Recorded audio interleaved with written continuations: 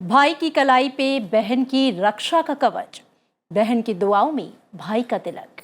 पवित्र रिश्तों का गंगा यमुना की धारा सा संगम, बहन का प्यार, भाई का दुलार, रक्षाबंधन का त्योहार। भारत त्योहारों का देश है, एक ऐसा देश जहां विभिन्न संस्कृतियां, धर्म, संप्रदाय एक साथ फल फूल रहे हैं। तमाम विविधताओं के बावजूद रक्षाबंधन एक ऐसा त्योहार है जो धर्म, संप्रदाय और संस्कृतियों की सभी दीवारों को तोड़कर सभी त्योहारों के बीच एक अलग ही स्थान रखता है। जी हाँ, ये त्योहार उन वीर जवानों को भी नमन करता है, वंदन करता है, जो मां भारती की रक्षा के लिए सीमा पर सबसे बड़ा सुरक्षा कवच है। आजादी की 75वीं वर्षगांठ के अवसर पर देश में आजादी का अमृत महोत्सव मनाया जा रहा है। इसी क्रम में हर घर तिरंगा अभियान की भी शुरुआत हो चुकी है।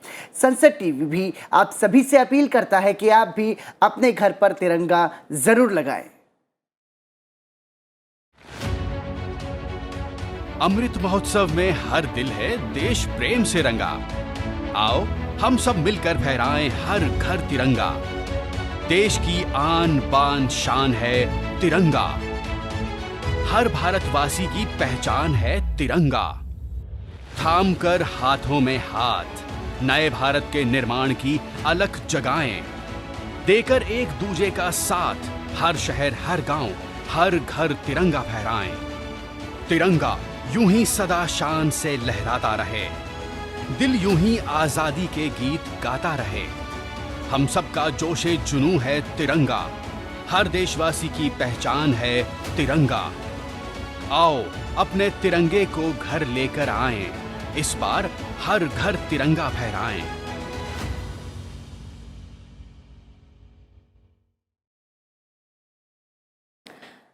तो संसद टीवी के सभी दर्शकों को हमारी ओर से रक्षाबंधन की ढेर सारी शुभकामनाएं। और चूंकि हम आज़ादी के जश्न में भी, उसकी खुमारी में भी डूबे हुए हैं, और बहुत ही अच्छा संयोग कि जो रक्षा है, चाहे वो बहन की रक्षा हो, मातृभूमि की रक्षा हो, या फिर इस देश की रक्षा हो, हमारे जवान वीर प्रहरी जो खड़े हैं उनकी रक्षा का भी आज दिन है, रक्षाबंधन का त्योहार। बहुत शुभकामनाएं। बिल्कुल सही कहा अमृता आपने। और देखिए, आज एक बहन अपने भाई की कलाई पर राखी तो जरूर बांधेगी, लेकिन देश की सीमा पर खड़ा जो सैनिक है वो हमारे देश की रक्षा का प्रण लेता है। तो एक रक्षा का सूत्र, हम सभी की शुभकामनाएं हमारे देश के उन सभी जवानों तक भी पहुंचे जो हमारे लिए अपना सब कुछ लुटाकर जीते हैं। इसी के साथ अब अमृता हेलो इंडिया में आपको बता दें कि आज हाइलाइट्स पर नजर डालते हैं और आपको बताते हैं कि आज के हेलो इंडिया में क्या है खास।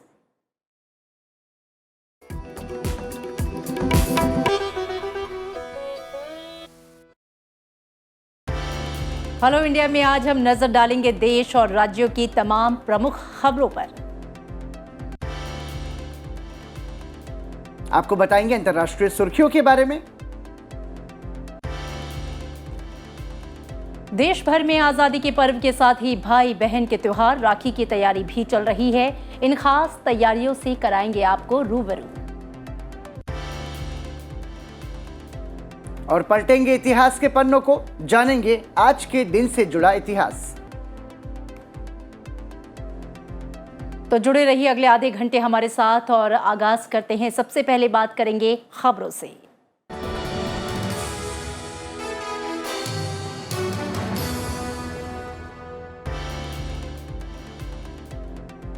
जगदीप धनखड़ आज दोपहर 12:30 बजे उपराष्ट्रपति पद की शपथ लेंगे। उपराष्ट्रपति चुनाव में एनडीए के उम्मीदवार जगदीप धनखड़ की शानदार जीत हुई थी। जगदीप धनखड़ किसान परिवार से आते हैं। उनके पिता गोकुल चंद्र धनखड़ खेती करते हैं। धनखड़ पेशे से वकील हैं और उनका राजनीतिक करियर करीब 30 वर्षों का रहा है। साल 1989 में वह सक्रिय राजनीति में आए थे। उपराष्ट्रपति एम वेंकैया नायडू ने बुधवार को कहा कि वो अपना कार्यकाल पूरा करने के बाद राष्ट्र सेवा की अपनी अधूरी यात्रा फिर से शुरू करेंगे। उन्होंने ये भी कहा कि वो आने वाले समय में लोगों से संवाद जारी रखेंगे और उनका ध्यान युवाओं और किसानों पर विशेष तौर पर रहेगा। प्रधानमंत्री नरेंद्र मोदी ने कहा कि उनकी सरकार शॉर्टकट पर चलने के बजाय समस्याओं का स्थायी समाधान करती है। उन्होंने कहा कि राजनीतिक स्वार्थ और शॉर्टकट की राजनीति कभी भी समस्याओं को स्थायी रूप से हल नहीं कर सकती। प्रधानमंत्री ने इंडियन ऑयल कॉरपोरेशन की पानीपत रिफाइनरी के पास स्थापित दूसरी पीढ़ी के एथेनॉल संयंत्र को वीडियो कॉन्फ्रेंसिंग के जरिए राष्ट्र को समर्पित किया। इस मौके पर उन्होंने कहा कि इससे किसानों की आय बढ़ेगी, साथ ही पराली की लंबे समय से जारी समस्याओं से भी छुटकारा मिलेगा। पानीपत रिफाइनरी के पास स्थित इस एथेनॉल संयंत्र पर 900 करोड़ रुपए की लागत आई है। आईओसी की स्वदेशी प्रौद्योगिकी पर आधारित इस परियोजना में एक साल में करीब 2 लाख टन भूसी को इस्तेमाल में लाया जाएगा। इसकी मदद से सालाना करीब 3 करोड़ लीटर एथेनॉल का उत्पादन होगा। उज्ज्वला योजना से ही 9 करोड़ से ज्यादा गैस कनेक्शन गरीब बहनों को दिए जा चुके हैं। अब हम देश में करीब करीब 100% एलपीजी कवरेज तक पहुंच चुके हैं। 14 करोड़ से बढ़कर आज देश में करीब 31 करोड़ गैस कनेक्शन है। इससे हमारे गरीब परिवार, मध्यम वर्ग के लोगों को बहुत ज्यादा सुविधा हुई है। प्रधानमंत्री ने कहा कि सूरत में हो रही तिरंगा यात्रा दुनिया भर में आकर्षण का केंद्र बनेगी। प्रधानमंत्री ने कहा कि हमारा राष्ट्रीय ध्वज अपने आप में देश के वस्त्र उद्योग, देश की खादी और हमारी आत्मनिर्भरता का प्रतीक रहा है। इस क्षेत्र में सूरत ने हमेशा से आत्मनिर्भर भारत के लिए आधार तैयार किया। प्रधानमंत्री ने कहा कि तिरंगा हमारे अतीत के गौरव, वर्तमान की प्रतिबद्धता और भविष्य के सपनों का प्रतीक है। भारत ने स्वाधीनता संग्राम के इतिहास में गुजरात के गौरवशाली योगदान का अपना एक अलग ही स्वर्णिम अध्याय लिखा है। गुजरात ने बापू के रूप में आजादी की लड़ाई को नेतृत्व दिया। गुजरात ने लौह पुरुष सरदार पटेल जी से नायक दिए, जिन्होंने आजादी के बाद एक भारत श्रेष्ठ भारत की बुनियाद रची। बारडोली आंदोलन और दांडी यात्रा से निकले संदेश ने पूरे देश को एकजुट कर दिया था। आपत्तिजनक टिप्पणी के मामले में बीजेपी की पूर्व प्रवक्ता नुपुर शर्मा के खिलाफ देश भर में दर्ज एफआईआर और इस मामले में भविष्य में दर्ज होने वाले केस को दिल्ली पुलिस के पास ट्रांसफर करने का सुप्रीम कोर्ट ने आदेश दिया है। सुप्रीम कोर्ट ने नुपुर शर्मा को इस बात की इजाजत दे दी है कि वो मामले में दिल्ली में दर्ज केस के खिलाफ दिल्ली हाई कोर्ट में अप्रोच कर सकती हैं। सुप्रीम कोर्ट ने साथ ही छानबीन पूरा होने तक नुपुर शर्मा को प्रोटेक्शन दिया है। कोरोना महामारी के कारण घरेलू हवाई किराए पर लगाई न्यूनतम और अधिकतम सीमा को सरकार ने हटाने का फैसला लिया है। नागर विमानन मंत्रालय ने विमान किराए पर लगाई गई सीमा को हटाने के लिए आदेश भी जारी कर दिए हैं। 31 अगस्त से ये आदेश लागू हो जाएंगे। नीतीश कुमार के 8वीं बार बिहार के मुख्यमंत्री के तौर पर शपथ लेने के तुरंत बाद बिहार विधानसभा के अध्यक्ष विजय कुमार सिन्हा को पद से हटाने की पहल आरंभ होगी। बिहार विधानसभा के वर्तमान अध्यक्ष विजय कुमार सिन्हा को अध्यक्ष पद से हटाने को लेकर राजद के विधायक ललित कुमार यादव के प्रस्ताव पर महागठबंधन दलों के सदस्यों का संयुक्त हस्ताक्षर युक्त पत्र बुधवार को विधानसभा सचिव को सौंपा गया। बिहार की नई सरकार में बिहार विधानसभा का विशेष सत्र 24 और 25 अगस्त को होगा। इस बीच बिहार बीजेपी ने एनडीए से नाता तोड़कर महागठबंधन में शामिल होने वाले मुख्यमंत्री नीतीश कुमार के खिलाफ प्रदेश कार्यालय के बाहर प्रदर्शन किया। बीरचंद पटेल मार्ग स्थित प्रदेश कार्यालय पर आयोजित इस महाधरना में बिहार के लगभग सभी बीजेपी सांसदों और विधायकों ने हिस्सा लिया। कांग्रेस महासचिव प्रियंका गांधी कोरोना पॉजिटिव पाई गई हैं। उन्होंने खुद ट्वीट करके ये जानकारी दी। प्रियंका ने बताया कि फिर कोरोना पॉजिटिव हो गई हैं। वहीं राहुल गांधी भी अस्वस्थ बताए जा रहे हैं और उन्होंने अपना अलवर दौरा टाल दिया है। न्यायमूर्ति उदय उमेश ललित सुप्रीम कोर्ट के अगले चीफ जस्टिस होंगे। राष्ट्रपति द्रौपदी मुर्मू ने उन्हें भारत का 49वां प्रधान न्यायाधीश नियुक्त किया। राष्ट्रपति ने उनके नियुक्ति आदेश पर हस्ताक्षर किए। न्यायमूर्ति यू ललित 27 अगस्त को सीजेआई का पदभार ग्रहण करेंगे। निवर्तमान प्रधान न्यायाधीश एनवी रमन एक दिन पहले 26 अगस्त को सेवानिवृत्त होंगे। कानून मंत्रालय की ओर से जारी अधिसूचना के मुताबिक न्यायमूर्ति यूयू ललित का कार्यकाल 3 माह से कम का होगा। वो 8 नवंबर को 65 वर्ष की उम्र में सेवानिवृत्त होंगे। प्रधान न्यायाधीश एनवी रमना ने उदय उमेश ललित को बधाई दी है। और आइए अब नजर डाल लेते हैं राज्यवार सुर्खियों पर। केंद्रीय जांच ब्यूरो ने पश्चिम बंगाल स्कूल सेवा आयोग के 2 पूर्व अधिकारियों को सरकारी प्रायोजित और सहायता प्राप्त शिक्षण और गैर शिक्षण कर्मचारियों की भर्ती में अनियमितताओं में शामिल होने के आरोप में गिरफ्तार किया है। सीबीआई ने पश्चिम बंगाल शिक्षक भर्ती घोटाले के सिलसिले में स्कूल सेवा आयोग के पूर्व सलाहकार शांति प्रसाद सिन्हा और एसएससी के पूर्व अध्यक्ष अशोक साहा को गिरफ्तार किया है। महाराष्ट्र सरकार ने बुधवार को जुलाई में हुई अत्यधिक बारिश से प्रभावित किसानों को मिलने वाली मुआवजे की राशि को दोगुना करने का फैसला किया। मुख्यमंत्री एकनाथ शिंदे ने अपने विस्तारित मंत्रिमंडल की पहली बैठक के बाद ये घोषणा की। मंत्रिपरिषद ने रत्नागिरी में 100 छात्रों की प्रवेश क्षमता के साथ एक सरकारी मेडिकल कॉलेज स्थापित करने के प्रस्ताव को भी मंजूरी दी है। पंजाब के मुख्यमंत्री भगवंत मान ने बुधवार को राज्य में जानवरों में ढेलेदार त्वचा रोग के प्रसार की प्रभावी निगरानी और नियंत्रण के लिए मंत्रियों के 3 सदस्यीय समूह का गठन किया। उन्होंने पशु मेलों पर तब तक प्रतिबंध लगाने की भी घोषणा की जब तक कि वायरल संक्रमण को नियंत्रण में नहीं लाया जाता, और पंजाब की सीमाओं को दूसरे राज्यों से जानवरों के प्रवेश की जांच के लिए भी सील कर दिया गया है।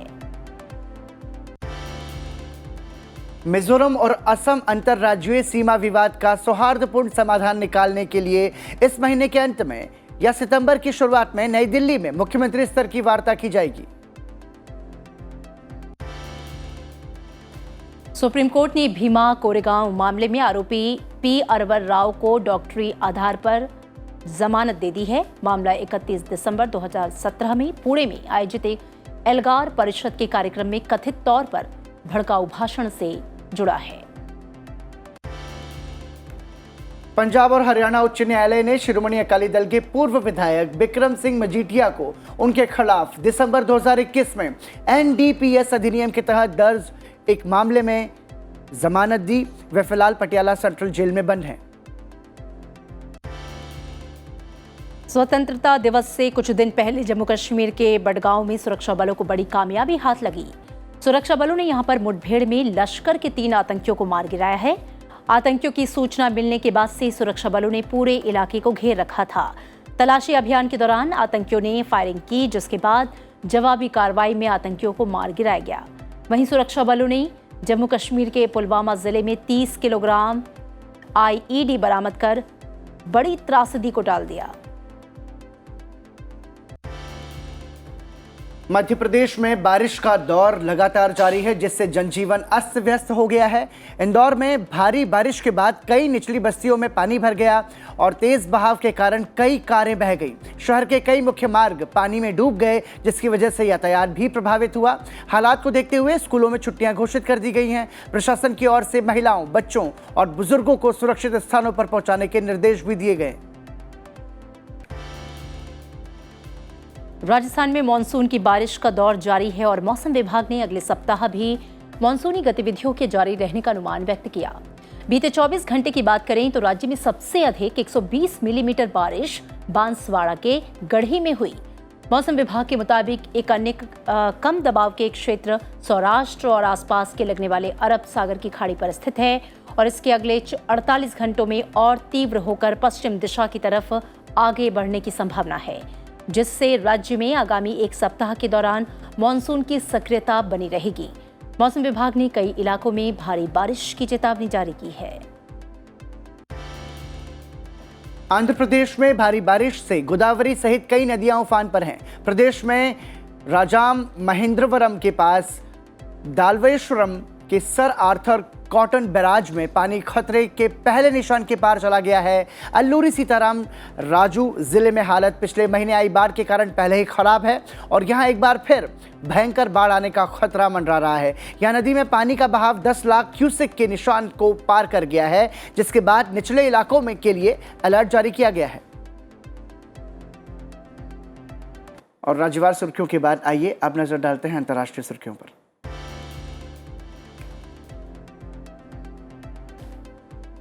भारत ने चीन की अध्यक्षता में हुई संयुक्त राष्ट्र सुरक्षा परिषद की बैठक में चीन पर निशाना साधा। संयुक्त राष्ट्र में भारत के स्थायी प्रतिनिधि रुचिरा कंबोज ने कहा कि दुनिया के कुछ सबसे खूंखार आतंकवादियों को काली सूची में डालने के वास्तविक और साक्ष्य आधारित प्रस्तावों को ठंडे बस्ते में डाला जा रहा है।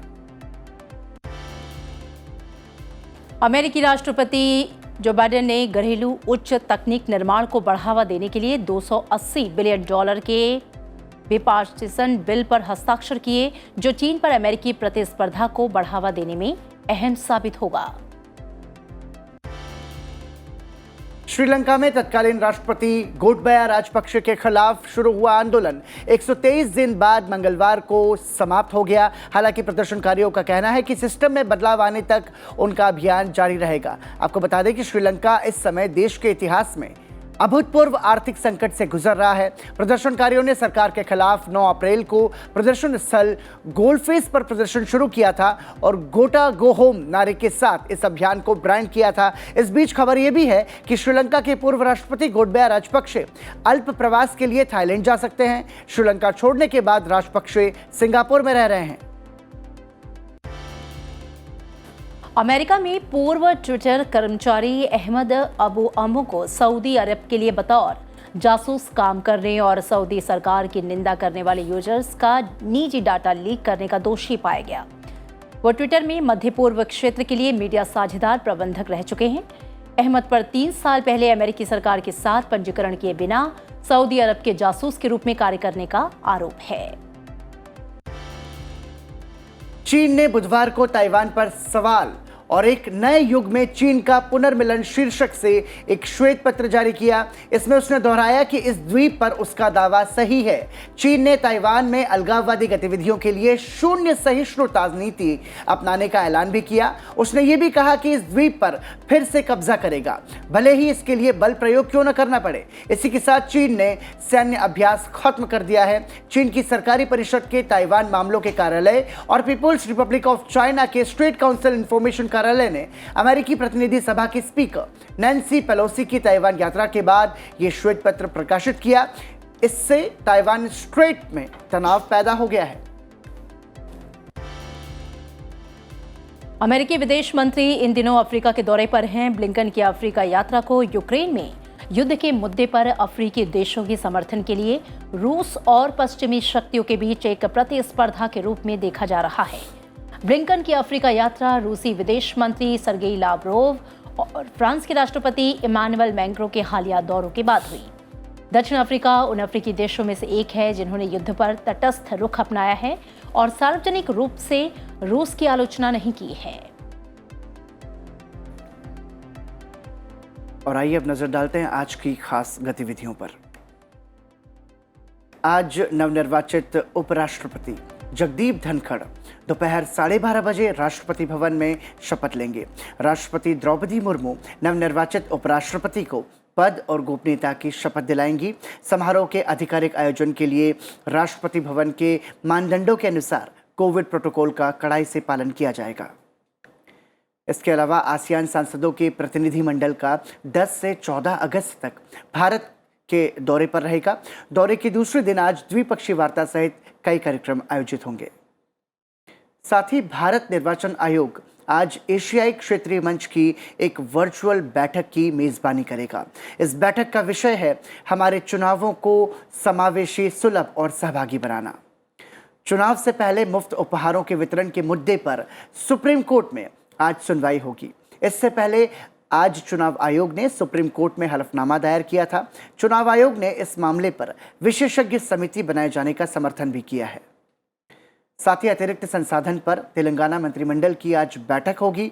बैठक में इससे जुड़े कई मुद्दों पर चर्चा की जाएगी। और अब वक्त हो गया है अपने इतिहास को जानने का, समझने का और पलटने का, इतिहास के पन्नों को। बिल्कुल, आइए पलटते हैं इतिहास के पन्नों को और जानते हैं कि 11 अगस्त की तारीख के नाम इतिहास में क्या खास घटनाएं दर्ज हैं। 11 अगस्त वर्ष 1908 में खुदीराम बोस शहीद हुए। आज ही के दिन उन्हें मुजफ्फरपुर जेल में फांसी दे दी गई। वर्ष 1989 को बंगाल के मिदनापुर जिले में जन्मे खुदीराम बोस देश के महान क्रांतिकारियों में से एक थे। स्कूल छोड़ने के बाद खुदीराम रेवोल्यूशनरी पार्टी के सदस्य बने और वंदे मातरम के पैम्फलेट वितरित करने में महत्वपूर्ण भूमिका निभाई।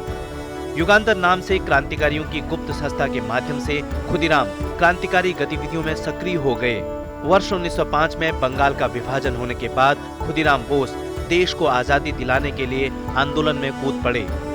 देशभक्ति के प्रति उनकी लगन देख उन्हें अंग्रेज मजिस्ट्रेट किंग्सफोर्ड को मारने की जिम्मेदारी दी गई, जिसमें उन्हें प्रफुल्ल चंद्र चाकी का साथ मिला।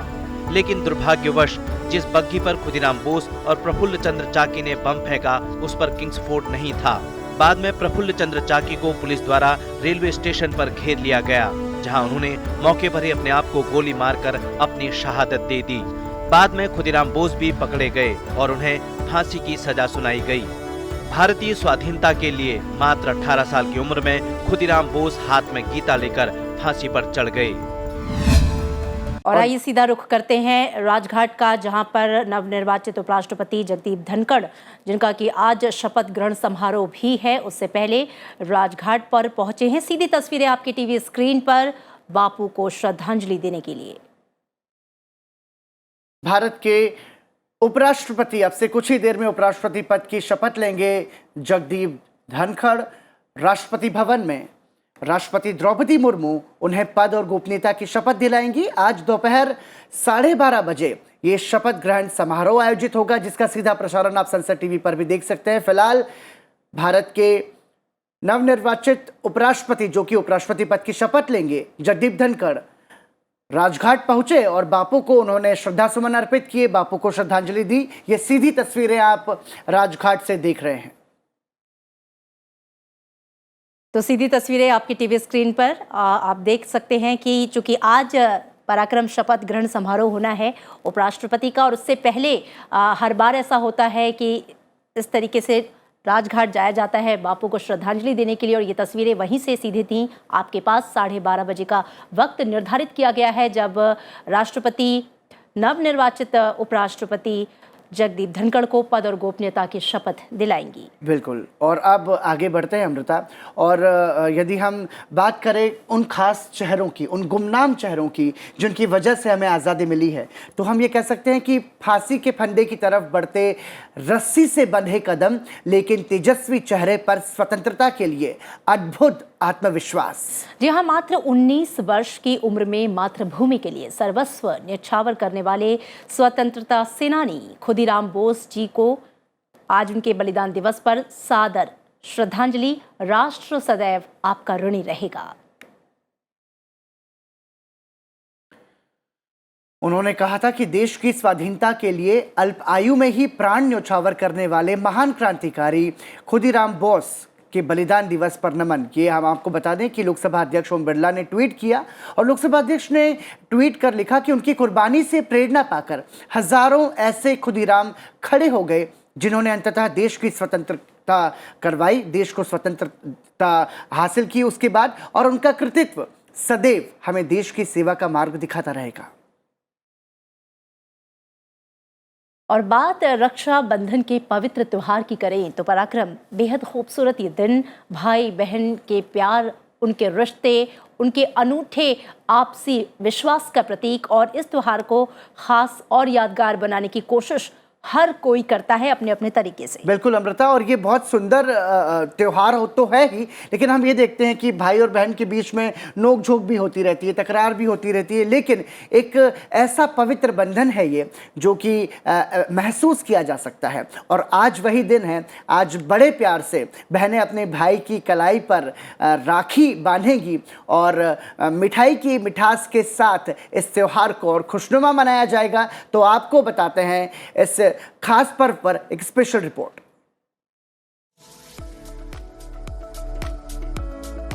रंग बिरंगी राखियां, सोने, चांदी और डायमंड से बनी राखियां रक्षाबंधन के त्योहार को खास बनाने की हर कोई तैयारी कर रहा है। देश भर के बाजारों में इसकी झलक साफ तौर पर देखी जा सकती है। इसी कड़ी में डायमंड सिटी के नाम से मशहूर सूरत में 5 लाख रुपए की राखी जमकर सुर्खियां बटोर रही है। दरअसल सूरत में सर्राफा व्यापारियों ने राखी के त्योहार को ध्यान में रखते हुए खास राखियां तैयार की हैं। ये राखियां सोना, चांदी और प्लैटिनम से तैयार की गई हैं, जिनकी कीमत 400 रुपए से लेकर 5 लाख रुपए तक है। ये टाइम पे हमने गोल्ड, सिल्वर, डायमंड, प्लेटिनियम और ये टाइम पे जो lab grown diamond, synthetic diamond जो बोला जाता है, उसी में भी हमने राखी बनाई हुई है। लोगों का बहुत अच्छा रिस्पांस मिल रहा है। एक जो राखी है वो पहले अभी राखी के हिसाब से दी जाएगी, बाद में पेंडेंट के हिसाब से पहना जाएगा, और अभी की जो राखी है वो बाद में ब्रेसलेट के हिसाब से भी पहनी जावे। वैसे ड्यूअल पर्पज से राखी बनाई हुई है। इन राखियों की खासियत ये है कि राखी के त्योहार के बाद इनका इस्तेमाल ब्रेसलेट और पेंडेंट के रूप में किया जा सकता है। यानी कि ये राखी सिर्फ कुछ दिनों तक नहीं बल्कि कई साल तक भाई की कलाई की शोभा बढ़ा सकती है। यही वजह है कि महिलाएं इन राखियों के प्रति आकर्षित हो रही हैं। राखियाँ तो बहुत सारी हैं यहाँ पे और बहुत अलग अलग प्रकार की है। जब आपको पोल्की, बीकानेरी यहाँ पे आने के बाद मुझे एक्चुअली पता चला इतने सारे प्रकार की राखियाँ यहाँ पे एक्चुअली बनाई गई हैं इस फेस्टिवल पर। तो मैंने जो पसंद करी है वो है एक रियल डायमंड में और गोल्ड में, जो मुझे इन्वेस्टमेंट के तौर पर भी बहुत अच्छी लगी और अपने भाई को गिफ्ट करने के लिए भी बहुत पसंद आई। बाजार में सिर्फ बड़े लोगों के लिए नहीं बल्कि छोटे बच्चों के लिए भी खास तैयारी की गई है। व्यापारियों ने बच्चों के लिए Krishna, Ganpati, Batman, Tom and Jerry, छोटा भीम, स्पाइडरमैन और सुपरमैन जैसे कार्टून, टॉय और लाइटनिंग की राखियां बनाई हैं।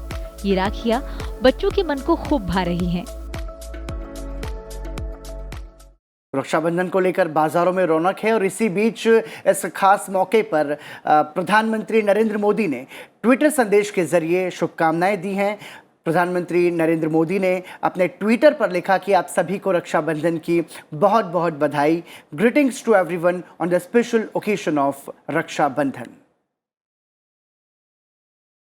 और अब अपने दर्शकों को रक्षाबंधन की शुभकामनाओं के साथ ये भी बता दें कि आप अपना ये खास कार्यक्रम, अपना पसंदीदा कार्यक्रम संसद टीवी के अलावा YouTube चैनल पर भी देख सकते हैं। साथ ही आप संसद टीवी को ट्विटर और इंस्टाग्राम की जो एप्लीकेशन है उस पर भी संसद टीवी को आप फॉलो कर सकते हैं। आप संसद टीवी की आईडी को फॉलो कर सकते हैं और उस पर अपने सुझाव हमें दे सकते हैं। आपकी प्रतिक्रियाओं का हमें इंतजार रहेगा। बिल्कुल, और पराक्रम चूंकि वक्त अब हो चला है अपने दर्शकों से विदा लेने का, तो एक बार फिर से अपने दर्शकों को बता दें कि देश एक ओर रक्षाबंधन का त्यौहार मना रहा है तो वहीं आज़ादी के अमृत महोत्सव के आलोक में हर घर तिरंगा अभियान से भी जुड़ा है।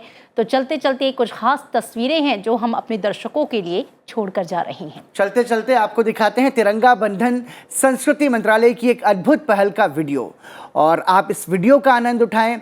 खूब उत्साह के साथ अपने घर परिवार के साथ रक्षाबंधन का त्यौहार मनाएं, आज़ादी का अमृत महोत्सव मनाएं। अमृता, कितने सारे मौके हैं खुशियों के, तो इन सभी पलों को आप भी जिएं और मुझे और अमृता को दीजिए इजाजत। नमस्कार। नमस्कार।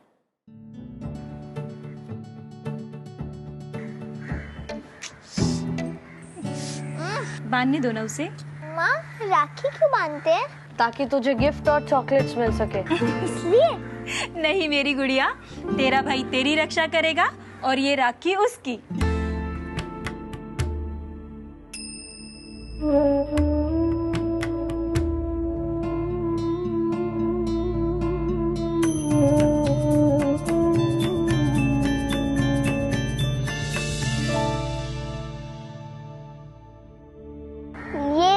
मेरी रक्षा करने वाले इस भाई के लिए और ये राखी पूरे देश की रक्षा करने वाले भाइयों के लिए।